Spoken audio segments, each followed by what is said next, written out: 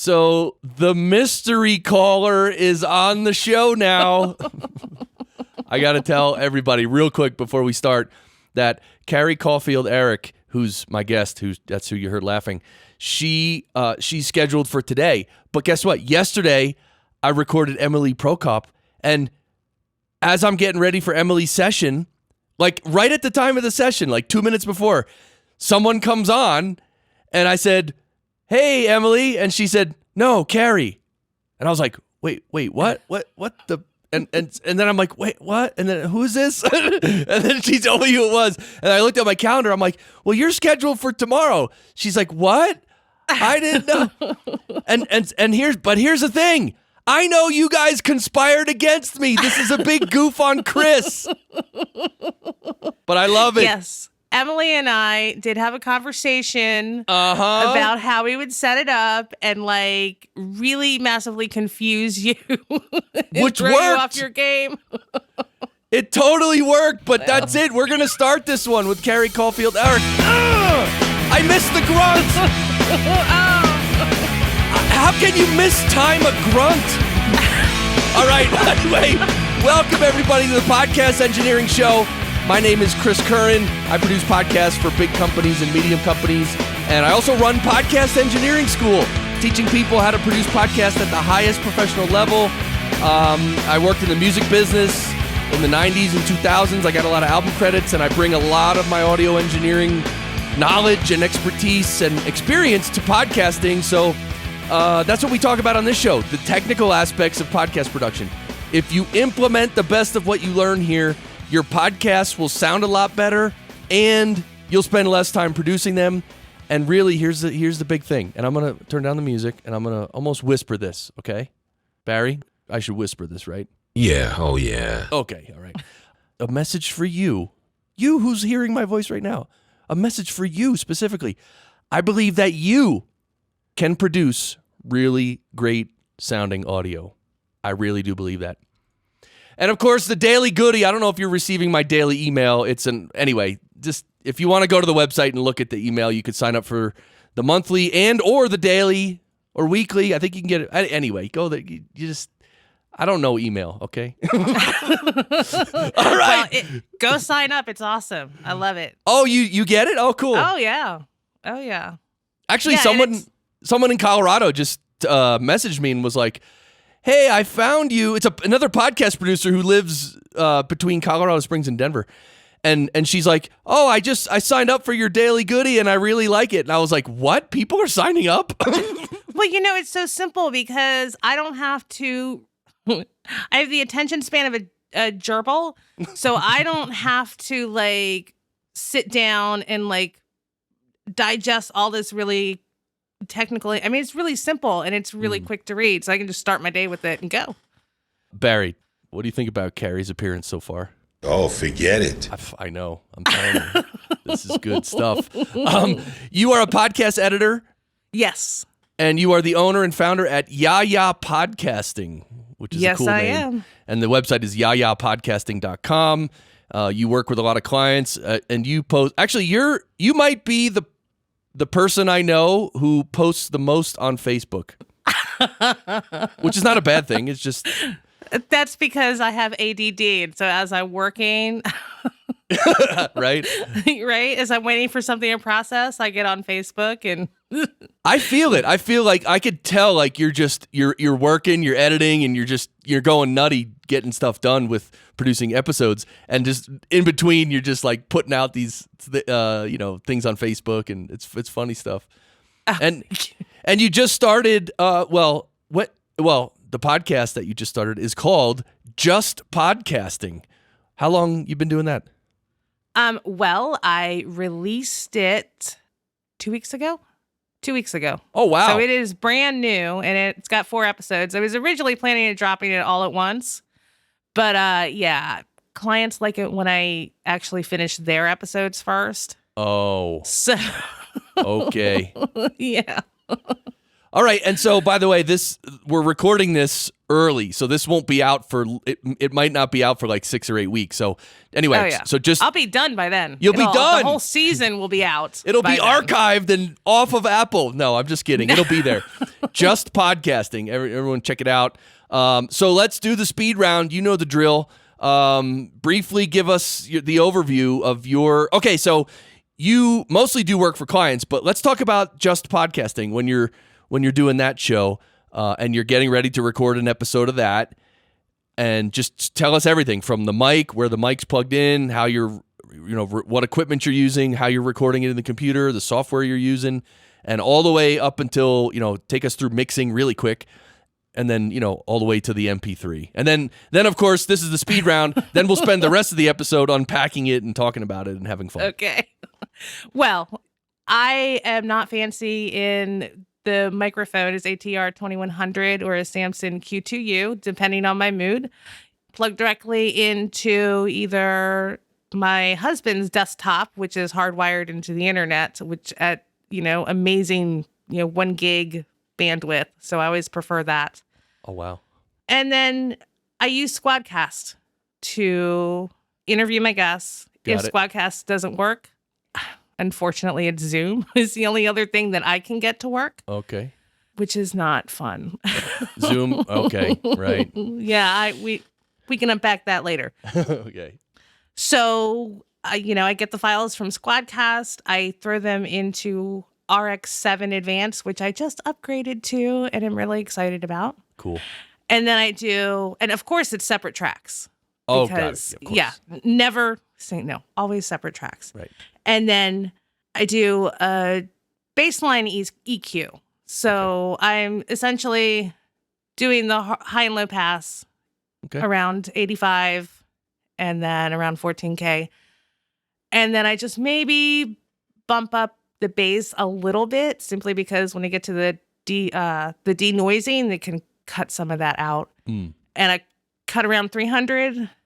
I take out that nasally sound, which all depends on the person. Right. And maybe brighten it up if it needs it. Or sometimes unbrighten it. Right. If it's a Zoom call, it tends to need a little bit of taking out that crazy high end. And then I do de-essing. And I have sometimes people have like crazy, like double octave S's that yeah. require a little bit more in one pass. Mm-hmm. And then I do a mouth click. And I have a custom setting for my mouth clicks. Okay. Which is I take out the kind of the ones on the lower end. Mm-hmm. And then I go and do like a higher end, especially for women, because sometimes their mouth clicks are just a little, sharper, I guess. And then I run it through voice to noise using the adaptive mode. And usually I'll take out the rumble and the hiss and then do another pass with just the regular voice to noise. Okay. And then I throw it into Audition, into a multi-track session file. Okay. And I tweak the sound. I may add in a little bit more because it all depends. I mean, each recording is a snowflake. So I will do a couple things. And one of them is I'll use the essential sound in Adobe Audition. Okay. Which I don't recommend you use if you don't understand what all the buttons do. Okay. So learn the buttons first. I'll do the dynamic range in there. It's just a simple slider. And then I have a preset that it's called that public radio sound for the EQ. And it just kind of takes off a little bit of the low end. I mean, I do it very gently, very gently. I'm all about gentle as I'm doing things. And then sometimes if it just needs a little something, I'll just add the tiniest bit of reverb. Just a little tiny, gentle, like I think my setting is like 0.2. And then in the effects rack, I'll do the just a compression. What kind of compression it needs depends on the quality of the audio. Got it. If it's good, I'll just throw on the speech level volume leveler in Audition and then just put that on careful because I don't want anybody, doesn't need to go crazy. But I'll use a multiband if there's something weird about, like if I need to do something also, it needs a little, if the bass is maybe too high with the speech volume compressor, then I can take care of that in multiband. Okay. And then, sometimes dynamic processing if it's like really like too soft and too loud. So, Okay. And I use mono files too. So, and then I will actually edit it. That's where and then once it's edited, I will plug it into a template that I've created for the show, for the final mix. Got it. And then make sure all the levels are right. And I've gotten pretty good at hand leveling everything. So I do that. Once I mix it down, I throw it into the match loudness in Audition. Right. And I have set at the 16 LUFS. I have the tolerance at 4, just because it keeps like the fades the way they need to be, essentially. Got it. And then my true peak at 1.5. And then I run the process and boom, there it is. And MP3 at 96K, 24 bits. Was that fast enough? Oh, You're too forget fast. it. Oh man, no, that was good. That was good. It's good. There's a lot of stuff we're gonna unpack. I'm totally psyched. Okay. Yeah. I'm not, this is stuff I've learned all this myself, and this is, really what works for me. So I, if what I say, people think I'm crazy. No, nothing's crazy. I'm totally open to like always trying to do it better. So. I mean, nothing's crazy. I mean, like 4 or 5 things you're doing are crazy, but it's. I'm just kidding. Well, no, but I mean, I would totally get that, and I would be like, oh, okay. Well, is there a better way to do it? And open to that because I'm self-taught, so. Yes, and I was just writing down the timestamp for my cough, which you didn't hear because I edited it out. See, well, you heard it, Carrie, but all right. I didn't hear it because I was talking over you. Oh, that's good. And one thing I hear, I don't know if it's Squadcast leveling your voice, but like, you're just using an ATR just plugged in. You're not processing your voice when we're doing this live at all, are you? No, I'm not. Okay. Yeah, it must be Squadcast. I mean, your level is really nice and healthy and loud. Maybe your level is a bit too loud, but don't change it now. Obviously. I'm not touching. No, I'm not. Yeah. I'm not but yeah, like, anything. anyway, that's your level is loud on my meter, and that like sometimes when you start talking at it's at one volume, and I then may be a little fidgety. That may be why. no, it's not that. It's Okay. it's after like maybe 5 or 10 seconds after you start talking, the level slowly rises. It happens in Skype too. If you see when people start talking in Skype, it'll be at one level, and then like within the first 5-10 seconds, it just slowly comes up like 3 or 4 dB. It gets noticeably louder, which is weird, but. Anyway, I'm sure the Squadcast file itself will be fine. Yeah, I'm sure it'll be fine. Because we are using Squadcast. And I used Squadcast a few times yesterday, and I still haven't looked at the files. And like, it was the first time I've used Squadcast in a while. And like, I mean, I'm hoping it's fine, but I always think like, well, what if I open it up and just the files are all messed up or they're blank or something, So. Well, the good news is I'm recording this on my end. So. Yes. That's true. So we're not. No one's even going to hear the Squadcast audio. All right. Okay. Anyway. Now I'm clipping. All right. Oh, geez. All right. I know. It's just a laugh. You can take it out. I laugh too much. You can take that out. Oh man. No, we don't need that. We need all the laughs. There should be a laugh EQ where you can turn up the laughs and turn them down a little too. If someone gets out of hand. You just need a laugh track. That's right. Why don't some podcasts do have laugh tracks, actually. All right, we're going to step through everything here. All right. So, and you, in the little, when I asked you questions before booking your appearance here, you gave me all kinds of information. So definitely everyone should check the show notes because there might be some information about Carrie's production and links and stuff that you might be interested in. I don't know if we're going to talk about every single bit of it, but you sent me a bunch of info, so good stuff. Okay, so you got the ATR 2100 microphone, obviously, frankly. And the well, reason, it's not Frank. It's no, I have to explain. I'm starting to say obviously, frankly, a lot in that tone of voice, and I want to explain to everyone why I'm doing it. So there's a guy. Well, first of all, if you follow top level chess, anybody follow chess, like world champion and everything? No? Okay, no one does. No one cares. Not me. No one cares but me. There's a guy he's probably one of the top 10 players in the world. His name is Hikaru Nakamura, and he lives in I forget where he lives now. He lives in the U.S. somewhere. He's a really awesome chess player. He's great at speed chess and all that. And in some of his interviews, he'll use the word frankly.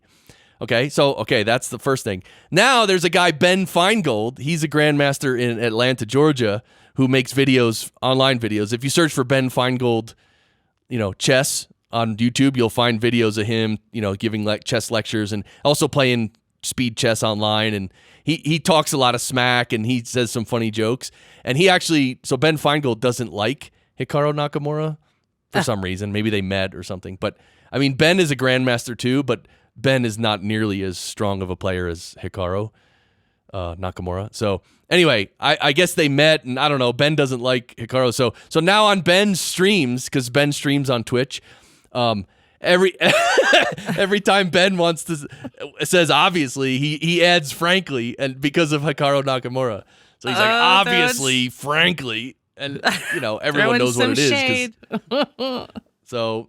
There you go. There's your little... I did not know any of that, and I feel smarter already. Is anyone still listening? All right. Yeah. ATR... Well, now you can say you've had a conversation about chess in your lifetime, so it makes you sound smart.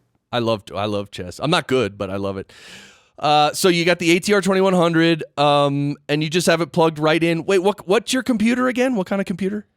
This one, the desktop is an iBuyPower. It's a gaming computer. My husband does a lot of gaming. So it is pretty much similar to my Dell Inspiron laptop.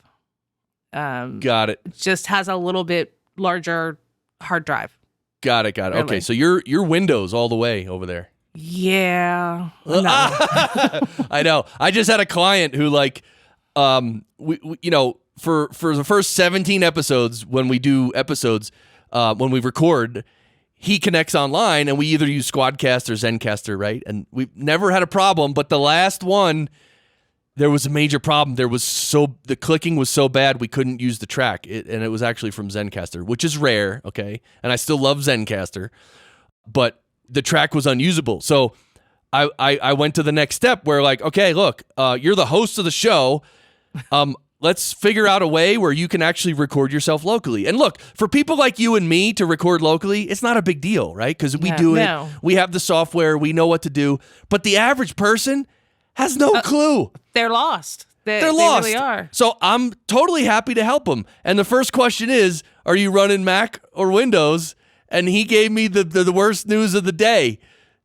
He said Windows. And I'm like, oh. Because for Windows, I mean, what am I supposed to tell him besides download Audacity? Seriously, what am I supposed to tell him? I don't know. And you know what? Every time they do a Windows update, it can break your sound drivers. Oh. And it's, because I think the next computer I'm getting is a Mac. Yeah, I used Windows forever. I only switched to Mac about a year ago. And yeah, you just got to be careful with the drivers. But actually, my main production computer, I kept, I bought it 4 or 5 years ago, and it had Windows 7 on it, which is Windows 7 is actually a good one. Yeah, it's a nice operating system. Yeah, it's 8 is terrible, and the one before Windows 7 was terrible. Vista, was it? I don't know. Just absolute XP, rubbish. XP. Well, yeah. XP's fine. XP was good. Then the next one was Vista, which was terrible. Then the next one was 7, I think, which was good. Then the next one was 8, which was terrible. They would alternate between decent and terrible the whole time. Great job, guys. Yeah. And Windows 10, great job. Great. Oh, wow. Great Right. job. Wow. Yeah. Way to make it stupid Oh. and hard. And they ended on a stupid one. They're like, Windows 10 is the final one. We're never going to update this. And it's terrible. Well, I think that's because they're going to go out of business because they don't make usable products anymore. I mean, honestly, it really is. It's rough. What like Windows thing can you think of that people are like, oh yeah, I got a Windows something or a Microsoft something or other? Yeah. I mean, Yeah. anyway, yeah. Yeah. Maybe Excel and Word. I don't know. Anyway. Google Sheets and Google Docs.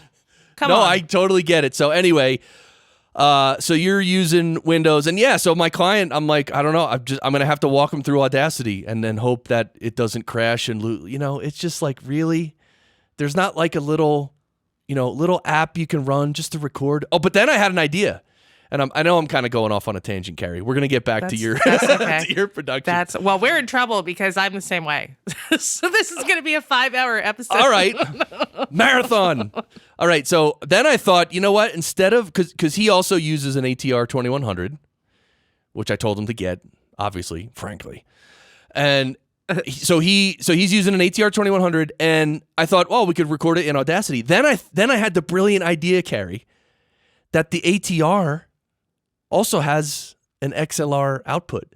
It does. And I'm like, well, wait a minute. If I tell him to get like a little Zoom recorder, he can just run a mic cable from his mic to the Zoom and just make sure the level's fine and hit record. And then it's not even going into the computer. I mean, it's going into the computer to go over Squadcast or Zencaster, but the recording of him locally will just go right from the mic to the recorder. Boom, done. Yeah. So now I have to decide what I want to recommend to the guy. Well, you had that, I don't remember who you had on a couple weeks ago, maybe, who was using that. He was doing something similar, but the recorder he was using was just like, it was way less expensive. I don't know, it was between $50 and $80. So you need to go back and listen to your own show. Look at your own show notes in Vista or something like that. Oh, was it Brad Hargis? I wouldn't remember his name. Okay. That guy you had on Yeah, your like show? a little recorder. That's fine. So I would probably recommend getting like a Zoom, maybe like an H2. Well, of course we all want to Zoom. Well, only because it's like, if you buy the cheap, this always happens. If you buy the cheap thing that only accepts, let's say, one microphone, inevitably, like a month later, they're like, Right. oh, can I record an interview in person with someone and plug in 2 mics? And it's like, well, no, you bought the model that only has 1 mic input. But then you get to go buy something else, which is great. Think of all the things. You have more toys for different situations, and you're stimulating the American economy at the same time. Well, that's how we think. I mean, I'm actually scared of how much gear I have in my in my closet right now. I'm thinking like I gotta sell some stuff. Like, Right. Well, I am looking for a mixer and some other stuff. I actually have 2 mixers which I don't use anymore. I had one that I used, and I had one as a backup, and now I don't use either. Okay, well, I want one because I want to push all the buttons. That's really it's a big mixer. Not big, but it's like for podcasting it's big. But anyway, well, my husband would love it because he likes everything that's giant. So yeah, well, this is anyway. We'll talk about that. Yeah, so we'll yeah. All right. And yeah. Oh, I was gonna say it's funny that you said you have all this stuff. I realized that I have like 5 more microphones. Oh, than just the ATR. I just don't use them. What are they? I have a Samson Meteorite. I have a Blue Yeti. Nice.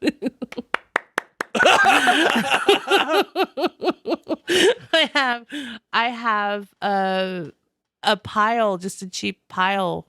I think 78 maybe. Okay. It's a handheld, right? Handheld pile. Yeah, it's a handheld. Yeah. Those are decent. I mean, for the they're cheap too, right? Yes. Yeah, they're cheap. Oh, they're real cheap. But you need a preamp. So if you're like inexperienced, then maybe it's not as cheap. Right. So no, I think that's it. Really? You don't have a Heil PR40? Listen. Someday I'm gonna do a show and I'm gonna use a few mics and I'm only gonna use Heil PR40s and Blue Yetis. And now, if you use a Blue Yeti, you realize you have to speak into the top of it. I was just gonna say I'm gonna point that thing right at my face. There's a video on you know how like on Facebook you'll go on Facebook and like from your phone usually and like I don't know for some reason like for a day or two every time you open Facebook on your phone you'll see the same post I don't know why for some reason and the one I've been seeing lately is this guy. It's a video and it's a frame of him sitting at a desk and a Blue Yeti pointed straight at him. And it's like, wow, it's great. Oh yeah. You know they do that. That's just like a photo op thing, though. I don't think because right. I guess I actually made fun of somebody for doing that, and they're like, "Well, it's what the photographer wanted us to do," and then I felt bad. So well. No, it's fine for a photo. It's fine, right? Who cares? But then my problem is that people like get a Blue Yeti and they think that's how it's supposed to be used because that's how they see it in the media all the time. So. Yeah, I agree. There's a woman a young woman who streams chess as well on Twitch, and she has a Blue Yeti, and she kept pointing it the wrong way, and this was like a year ago, I think, and I just chatted at her I put it in the chat. I'm like, that I just told her that you're not supposed to point it directly at you, like the blue logo. You're supposed to be facing the blue logo, basically. And she's like, "Oh, really? Okay." And then she moved it, and of course it sounded better. But I mean, she's a streamer, so and all streamers like they just they're using the mouse, they're thumping the desk, and it picks up everything. Yeah, just like, but that's streaming. Yeah. All those kids these days. So what is a podcat? I have cats. Oh. And they're noisy. Oh. Yeah, I have a student in podcast engineering school, and when we have our classes on Zoom, and every class his cat walks right in front of his computer, right in front of the camera, and it's funny. Cats are pretty cool. I never had a cat. Well, I shouldn't say that. My dad had a cat. My real dad for a while, but sounds like the start of a sad story.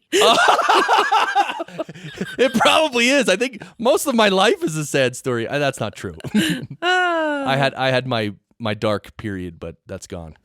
We all do. Yeah, we all do. That's gone. Okay, now that we've depressed everybody. All right, should we play some sad music?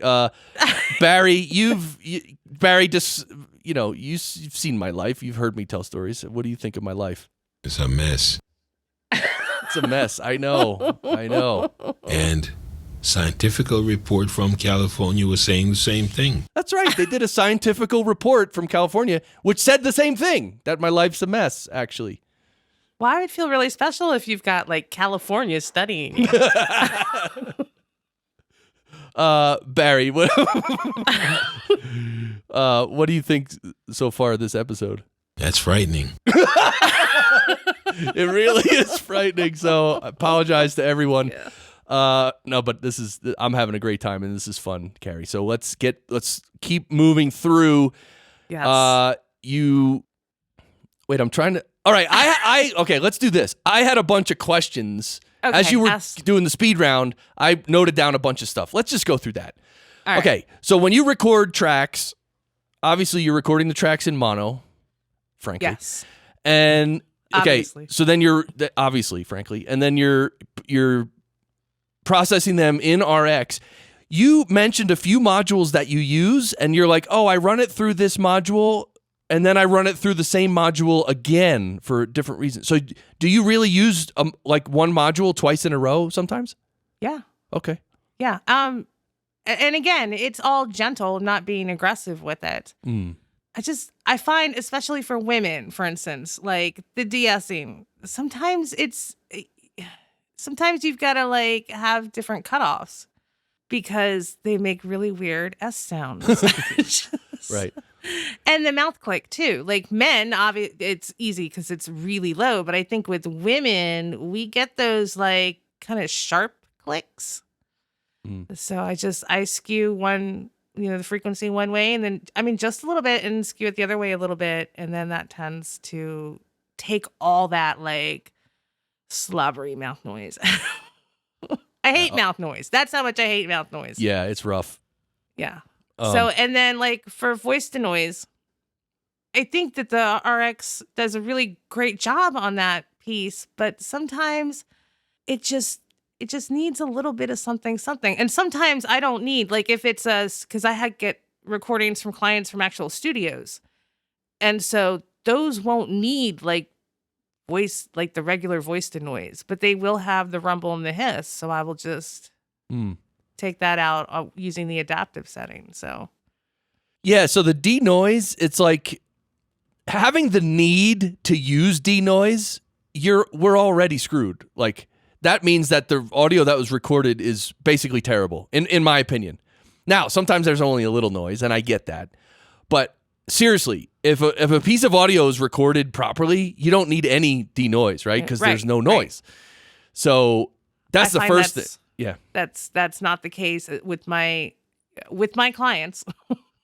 Yeah, exactly. In podcasting, and unfortunately, us editors and producers, we have to deal with the worst sounding audio on the planet, and I'm not kidding. And we have to sit there and struggle with it and try to make it sound good for many reasons. Number one, the hosts and guests have crappy equipment.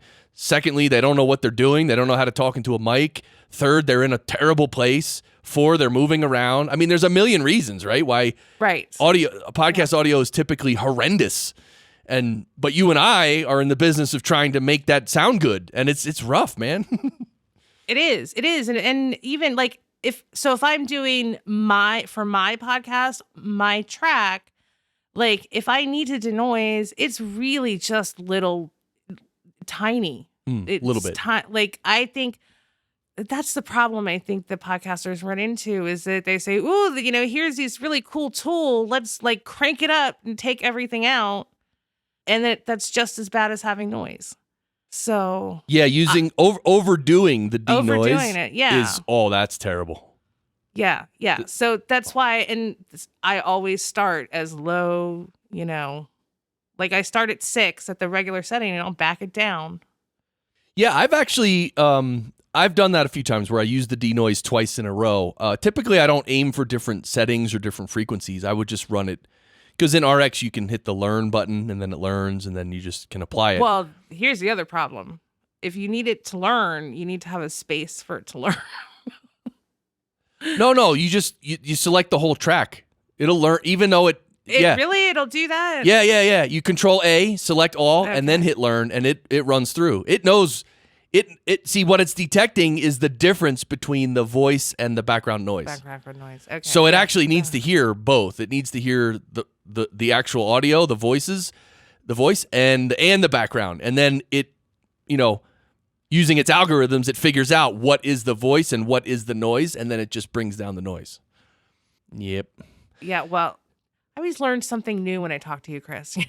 Well, I mean, Yeah.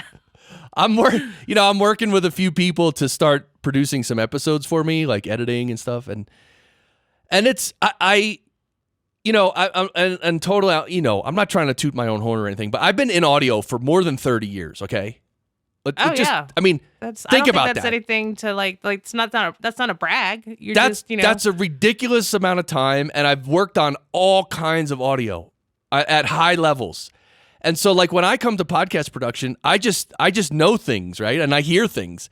And then, but the people who sort of just pick up podcast production, like, oh, I could do editing and I could do this. It's like, some of them have a good ear because that helps, obviously, frankly. Got to be able to hear. Right. But like when I'm instructing the people that I'm thinking about working with, like, it's hard for me to remember that, like, I just say certain things and I like expect them to understand what I'm saying and they don't. And it's my fault, right? It's my fault because I forget about my experience. I just do it. Like, I don't think about it. Right. Yeah. Well, you just need a glossary. Even just defining words, it's like I'll say what it means and they don't get it. But and here's the thing. Understanding the word is one thing, but then applying it to the track is different. Right. Right. Like, because then it comes down to the ear. It always comes down to the ear. And that's a lot of people, they technically they know what to do. They know, oh, I could use denoise and use a little denoise. Or I, it has to be minus 16 lufs. So I just do this and it makes it minus 16 lufs. No, that's great. Those are the little technical things that we need to know. But when you're mixing, for instance, when you're producing a piece of audio at a professional level, it's all about how it sounds. Right. And you need to have a reason for doing something. Right. And not only like what we're talking about now, like you're processing individual voices in RX, but I'm talking about when you put it in with the music and the other voices, like everything has to sort of mold together and be at the right volumes and fade out properly. And it's those little things that make a huge difference. I know an amateur podcast for like 10 different reasons. It's like the 10 rookie mistakes. You hear them all the time. And I would never do that stuff. So I'm trying to, educate the world. Well, I'm trying to work with a few people to produce podcasts, and it's difficult for me to. Well, first of all, I'm not a manager. Okay, I don't like managing people. I'm not good at it. You know what I'm good at? Give me audio, and I'll turn it into something that sounds awesome. I'm not joking. No, I get it. I totally get it, because you know what I'm not good at? Telling people how to launch a podcast. I don't want to do that. I want you to give me your audio, and I want you to ask me questions about how to make it better, and I'll tell you how to make it better. But beyond that, there's plenty of other people who love that. So totally. Yeah. So, but that's why in my, when I do like the EQ and all those things in RX7, that's why I have to tweak it when I bring it into my final mix, because if something is really has a lot of high end and something has a lot of low end, they're going to be competing against each other, right? Yeah. The perceptual mix between the two will be a little weird. Yeah. So I try to think of things like that. Like, and I find that like with music, when people put in, they have this really bassy podcast music, and then they put in this really, and I had that problem with my own, in that my voice is not a nice soprano. That my voice was getting lost underneath the music, and it didn't really matter if I turned the music down. My voice wasn't bright enough to compete with, like, you didn't know which part to listen to. Right. So yeah, I try. Yeah, I mean, and I'm not the most technical person, and I'm 25 years behind you. Yeah, well, skills, mixing the voice over the intro music is it's an art, and it's not that easy. People think it's easy. They're just like, oh, put the music and put the. No, it's actually not. There's a really awesome trick. There's an audio processing term called side chaining, and if you have the intro music, let's say you have the intro music and it's loud, whatever. I mean, you could turn it down a little. So let's say you put it at a decent level, and then the host comes in talking, "Hey, welcome to the show." Obviously, frankly, right? And then, but like you said, like the voice gets lost in the music, and you can bring the music down. So what a side chain does is you apply a compressor to the music, right? Now, normally when you apply a compressor to a piece of audio, the compressor will monitor the level of that audio. Right. Like, so if you put a compressor on the intro music, the compressor will monitor the level of the music, and when the music gets too loud, it'll compress it down, right? Right. That's simple as that. What a side chain lets you do, same scenario. You apply a compressor to the music, but instead of the compressor monitoring the music level to determine the amount of compression, the compressor will actually monitor the host's voice. Right. So that when the host talks, the music gets compressed, and it pushes the music down and leaves a nice little space for the host's voice. Right. Yeah. And I know about side chaining, but I haven't done it for my clients, intros and things like that yet, simply because I only know about it, and I don't think I have applied the skill. Right. That much. Like, I don't want to do the experimentation on their episodes. Well, here's one thing. I don't use side chaining on all. Well, on my show, I do. Now I do, but only for the last, I don't know, 15 or 20 episodes, really. So I never use sidechaining on my show. And on my clients' shows, I don't think I do at all, actually. Okay, yeah. Yeah. So it's sidechaining is not something that I do for everything, and it's not something you need to do for everything. Right. I'm sure it's one of those things you have to have a reason to do it. Yeah, and so here's the other thing about sidechaining with, for instance, with the intro music, and you could do it with outro music too. Once you, like, if you have your template in your DAW, right? You have your music in there, right? You use the same music and the same template every episode, right? Once you set up the sidechain and have the settings that work, then it's just there. It's set up. You pretty much don't have to tweak it. You don't. Yeah. Oh, I'm a big fan of that. Yeah. Yeah, because if you had to tweak it every time, that's crazy. I mean, the only thing I tweak every time, well, first of all, on a host's voice, like for instance, for my show, on my voice, it's the same voice, it's the same mic, it's the same mic technique and everything. So I have a preset of plugins. Yeah. I have a plugin chain that I just apply. However, I don't just apply it and walk away. I actually listen to it and I might tweak it very slightly because, who knows, on a different day, different conditions, the recording is slightly different. So I do tweak it. But the big thing you need to tweak is the guests, right? Because the guests are different every episode and you got to start from scratch. Yeah. I wish there was a plugin for like guest voice. Yeah. Funny, I started, what I started doing, and I sort of did it. I'm coming up with a plugin chain that, because this is what I wanted. Something like Auphonic, but way better. Like, you know how Auphonic, you can upload the audio and it does a bunch of processing and sends it back? Uh-huh. I'm coming up with my own custom plugin chain so I can plug in any piece of audio and have it come back sounding really good, being compressed. I got multi-band compressors in there.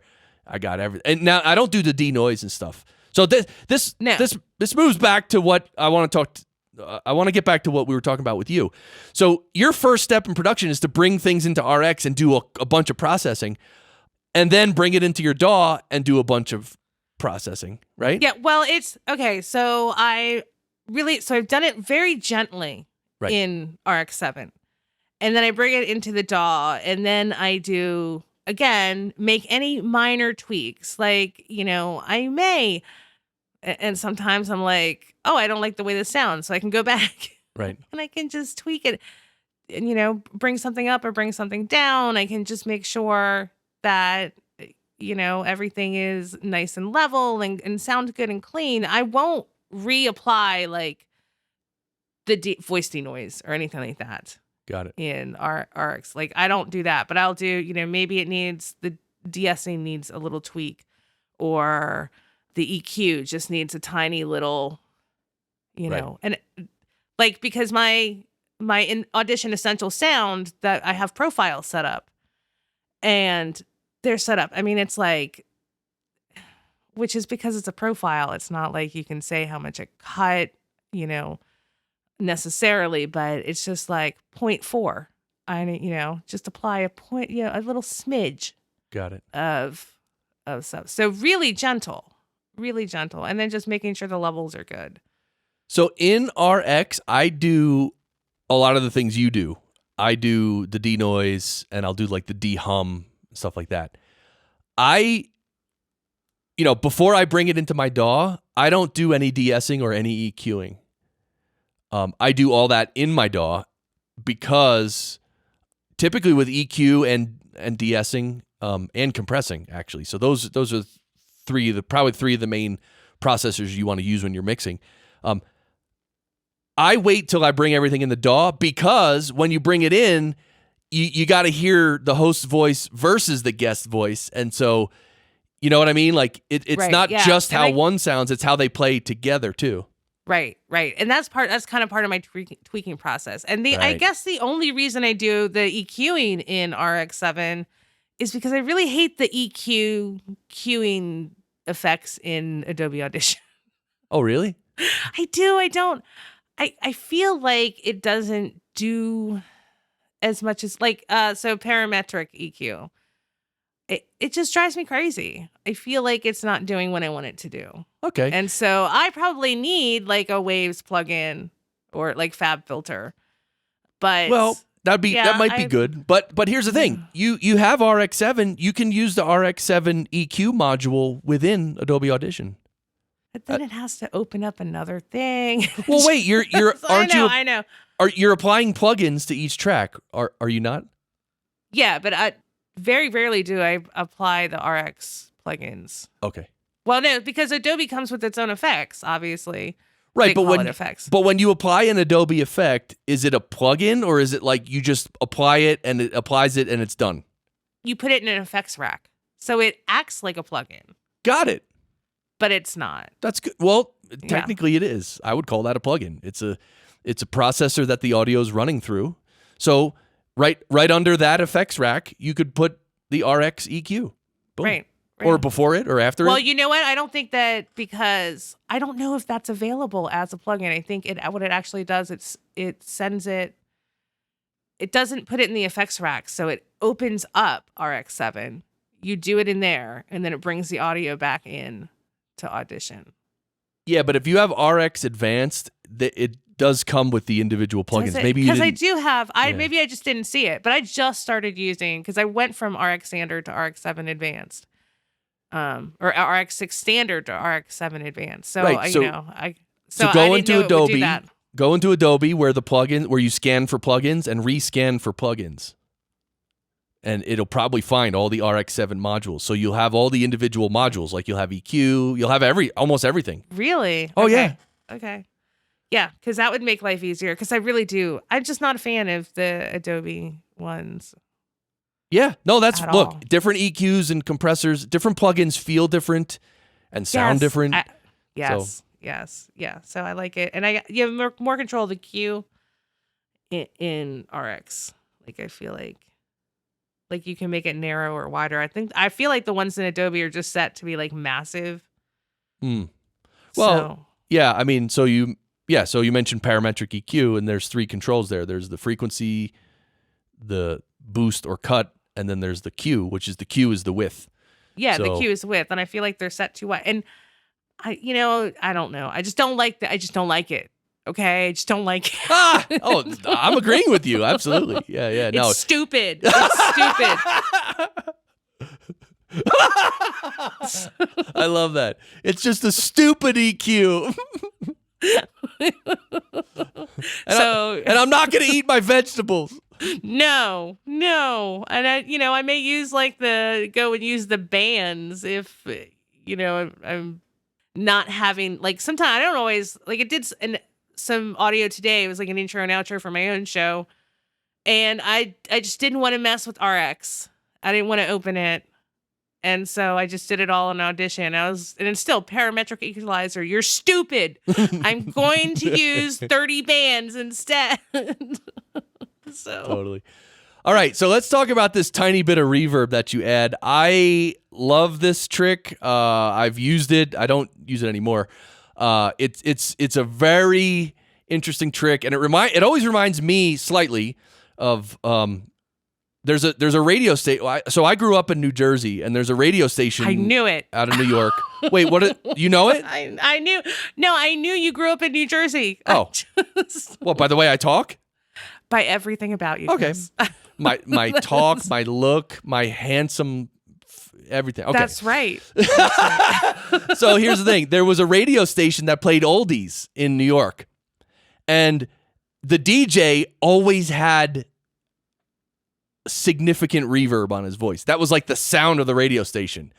It was like, hey, what was it? 101.5, I think it was. Oldies. 101.5 oldies. And a lot of reverb on every disc jockey, right? Every person who's speaking. And even when they're doing the news, when they're doing the weather, everyone had reverb on them, right?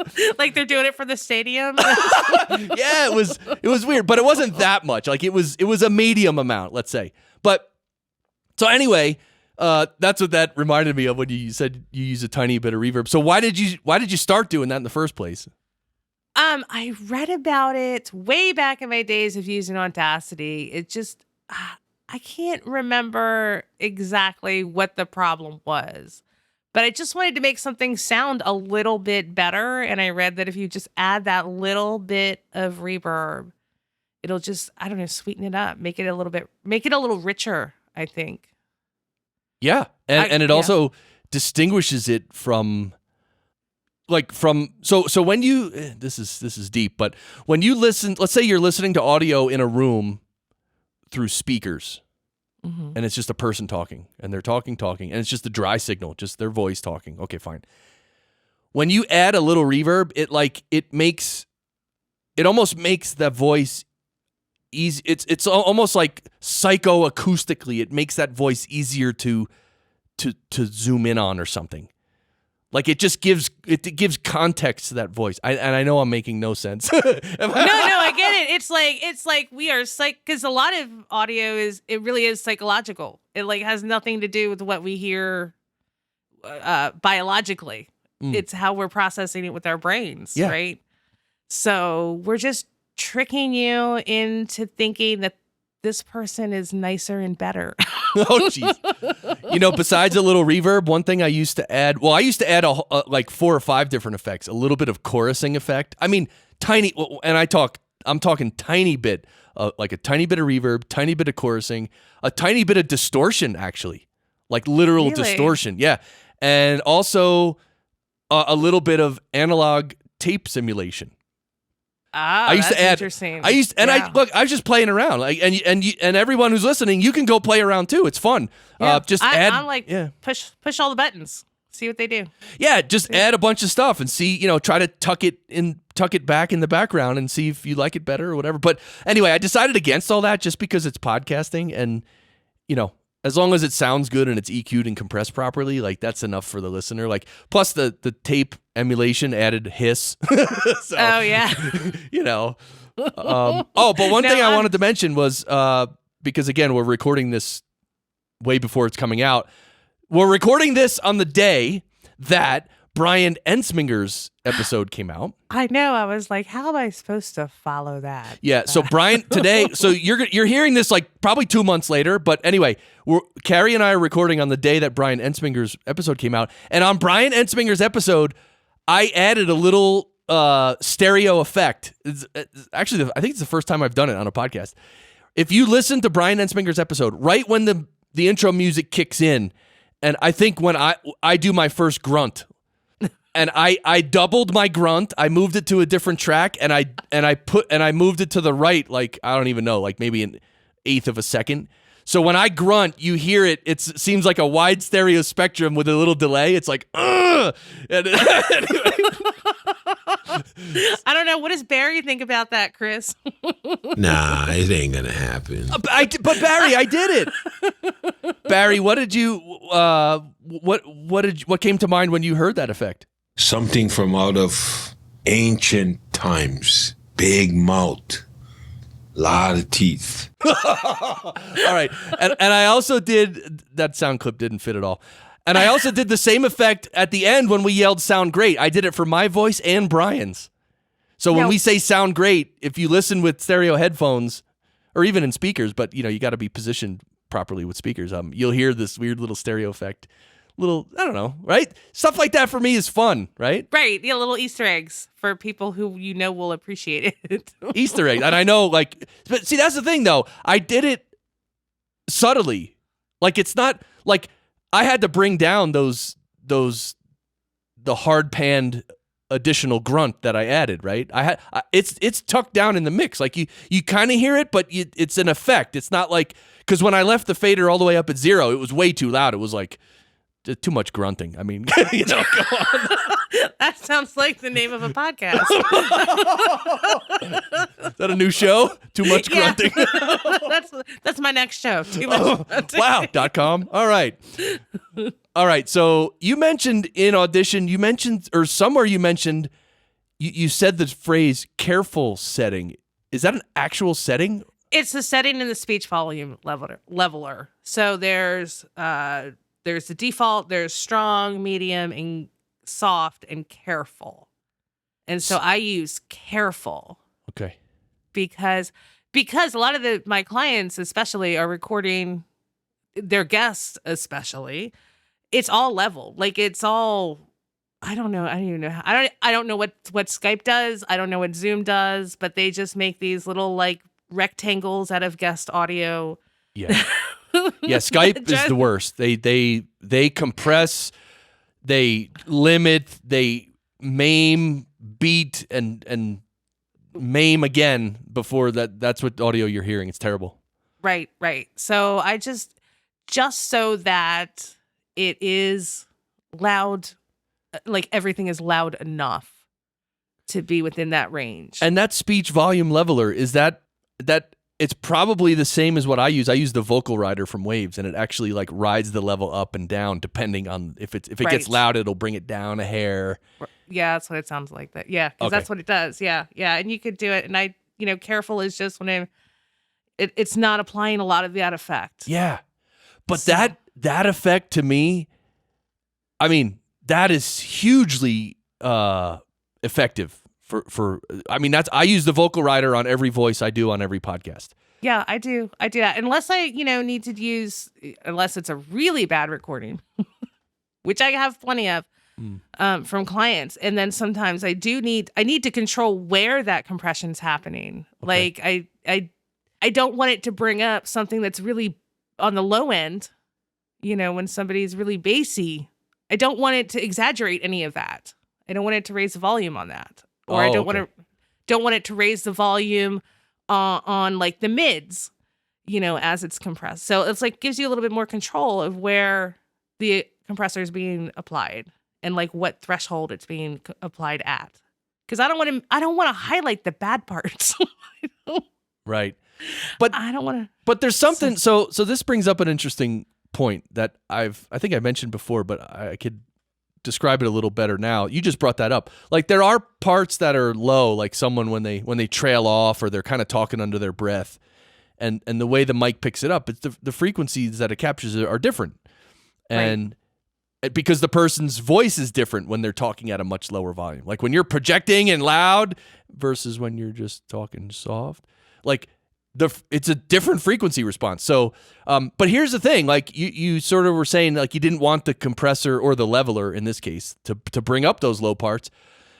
And I agree, if you were to bring up all those low parts with the speech volume leveler that you're talking about, yeah, like if you just listened in a quiet room and the person's like ranting and raving and loud and their level's at one level, and then they start talking real soft and it sounds like the level comes up a lot, right? Because it comes up. That sounds unnatural when you're listening to it as an engineer in a studio. But here's the thing: when people are out listening in the real world, whether they're jogging or on a treadmill or in a car with background noise, like it's, to me, to some degree, it's okay that those softer parts seem to be unnaturally pushed up in volume. It's actually okay when a person's listening with some background noise and when they're on the move and all that. So, I mean, right, but it's more like the frequency in that, like, I don't know how to articulate it. Yeah. No, well, you could do what you could do there is after the speech volume leveler, you could use a multi-band compressor and just like the low end. Right. If the low end gets too loud, it'll just compress it down. It's not that easy. I'm saying it like it's easy. It's actually not that easy, though. No, there's definitely a learning curve. It took me a long time to figure out how to use the multi-band compressor. But also in the Essential Sound on Audition, which is one of the nice things, is you can control the dynamic range. So that's just a slider. So it just kind of. What's it labeled as? The slider labeled? Dynamics. Okay. Is it like LUFS? No. It really is like just an easy way. Like dB, okay. Yeah, if I pulled up the effect, because you can see it in the effect rack, then it's the dynamics processor. Okay, I get it. You can. So it's just like dynamics processing for dummies.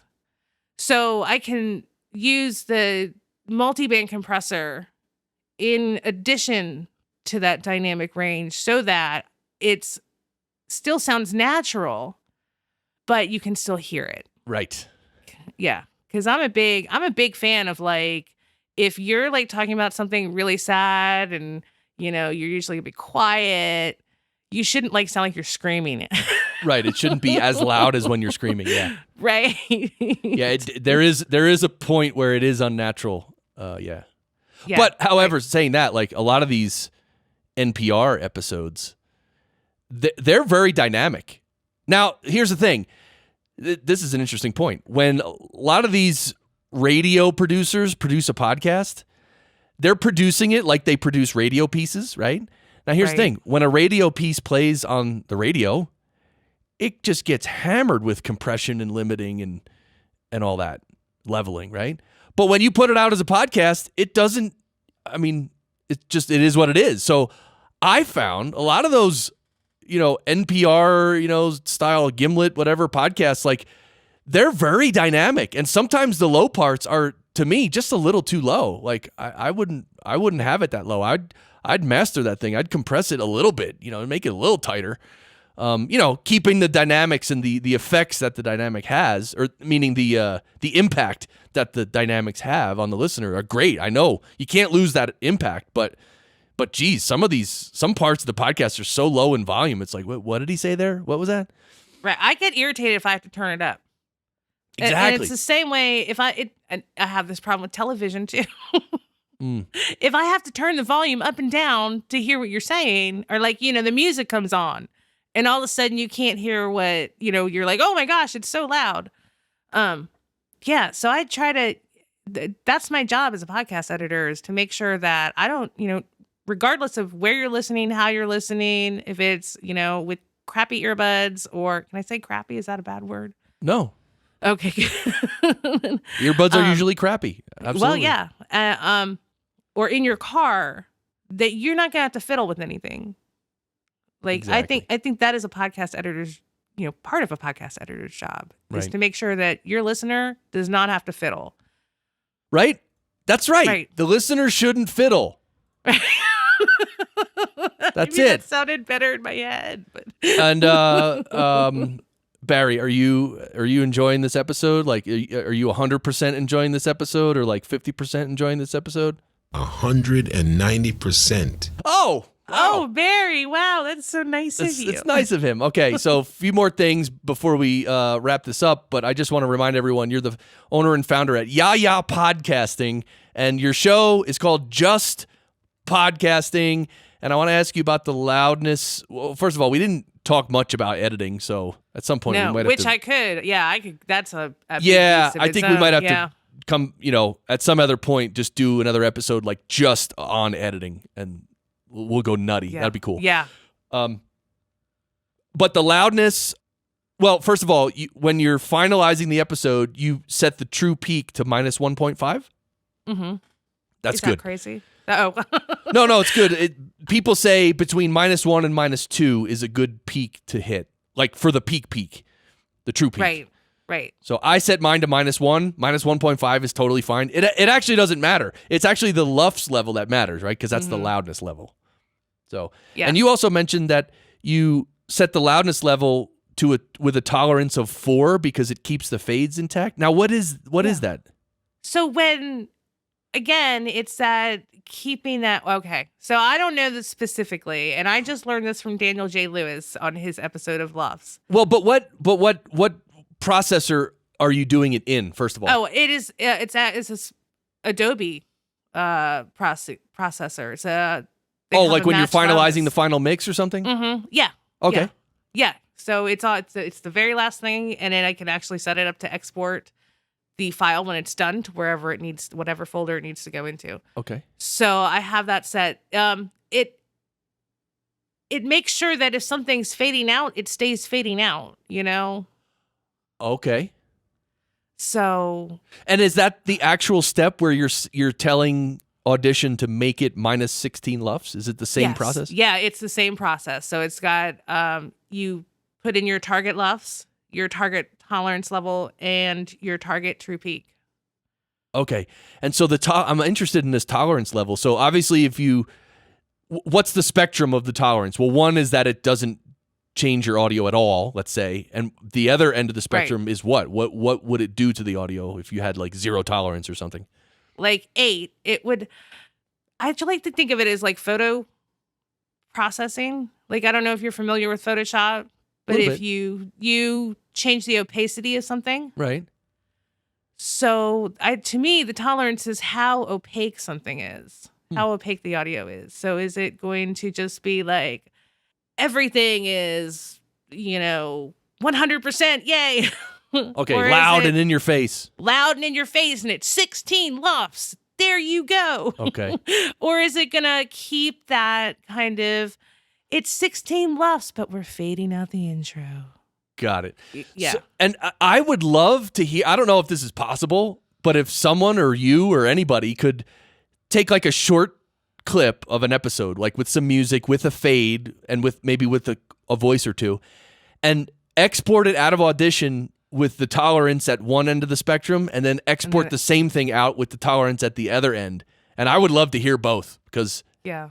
And I haven't even tried that myself. And again, this is something that Daniel J. Lewis talked about in his, when I was trying to figure out what the heck lufs were and how to deal with them, because that took me a good 6 months to really wrap my head around what? Right. So that's just something I took away from him. So I could be, don't quote me, don't send hate mail. I could be wrong. I mean, I'm okay with being wrong. Yeah. And I'm, obviously, if I'm wrong, please tell me and I'll do it better. But this is, that's my understanding of it. So I stick with 4. Yeah. I don't have anybody complaining about the loudness of the audio ever. Yeah. So Well, the listeners, one thing great about all you listeners of this show is that you're really good about replying, especially Alan Tepper. Oh my, he might write me he doesn't use Audition, but if he used Audition, he would write me a book in an email about this episode. But Alan Tepper's awesome. I'm actually going to record.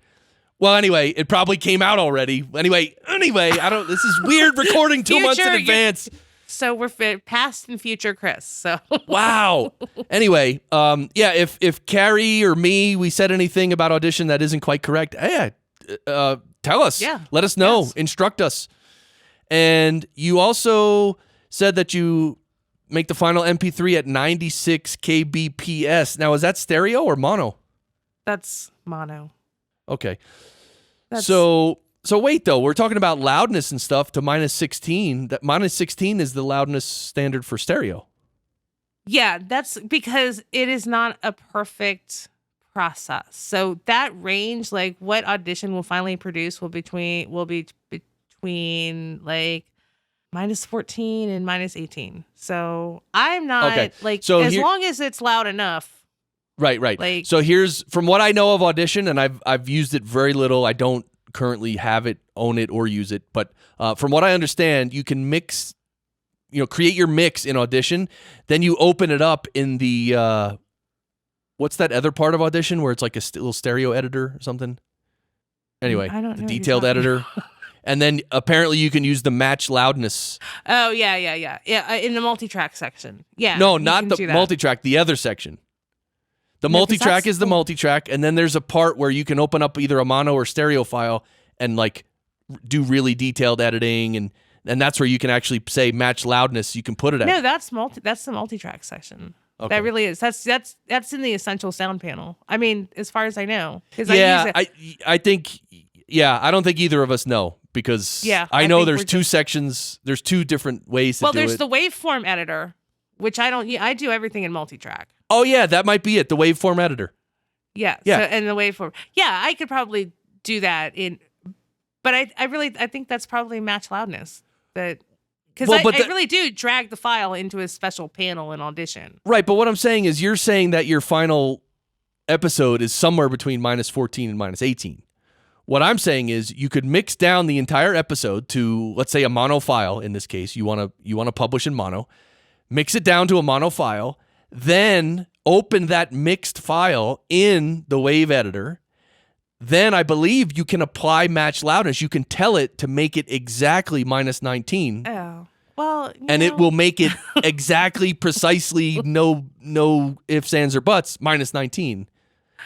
That's my understanding. So yeah, you may be able to do that. Someone let us know. I don't do that. Mike Russell, he's the expert. Where are you, brother? I know, right. He can tell, but I find it's good. Like if it's the same show with the same template and the same, I'm going through the same process for each. It's usually like all the same process. Like it ends up that like this show is going to always be like minus 16 lofts, like no matter what. So I'm not, I'm not crazy. No, everything you're doing is fine. It's just it's just, I'm like, do I want to do that? Yeah, like some of us, do I want to change? Some of us, like know. me, like when I put out an episode, I want it to be not exactly the same, not the time. close to the Right. lufts. I want it to be exactly the lufts lufts. because I'm an engineer. I'm like, No, enough. you and everyone else does that. It's totally fine. It's not a problem at all. And Plus, you don't know what does Alexa want as opposed to what Spotify wants. Well, they both want minus 14 actually for stereo. Well, they ain't getting it. I know, not on my show either. Well, no, but apparently Spotify is, and maybe even Amazon, they're re-encoding our files at a louder rate. So they're actually. Well, then why am I worrying? They're taking my right? mixes. I know. They're messing with my mixes. They're touching our stuff, and yeah. And I'm thinking about the show we were going to start, but what was it? Grunting? Something about grunting? See, forgot already. All right, well, we're getting close to the end. Are you what social media are you most active on? Oh, Facebook. I already answered the question. You already know that, Facebook. Although I am getting more active on the Instagram. Oh. So, yeah. All right, Yeah, well, I've been playing with that. We're going to wind this up. Thank you, everybody, for listening. Thank you, Carrie, for being such a great guest.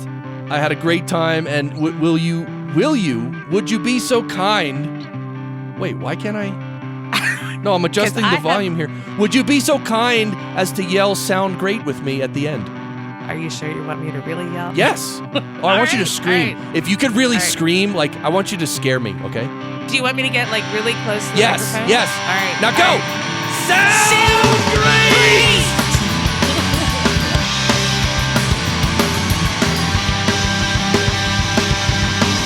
Walk away from me where and you can't play that part so well. Why do you play it out on me now? You like to lose control where it's quite a feeling isn't it? Let them float and rip it down now. You tell me that you found something better. How should I respond to that? It's a lie. I don't wanna hear it. What do you want me to say? It's a lie. I don't wanna hear it. You react some empathy. You change your attitude where you say I just don't get it now. You say your eyes so far away now. Gave up on me where some chance you gave me gave away. You say I wouldn't understand now. You tell me that you found something better. How should I respond to that?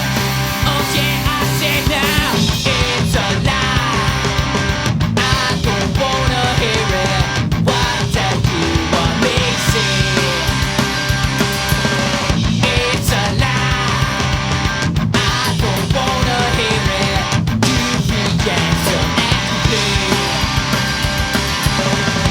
I want you to know you were always true. I've gone over all we've been through. Doesn't seem that long a time now. Things we did still hold that meaning. And does it mean it's still the same? You're pushing me away. The world your theories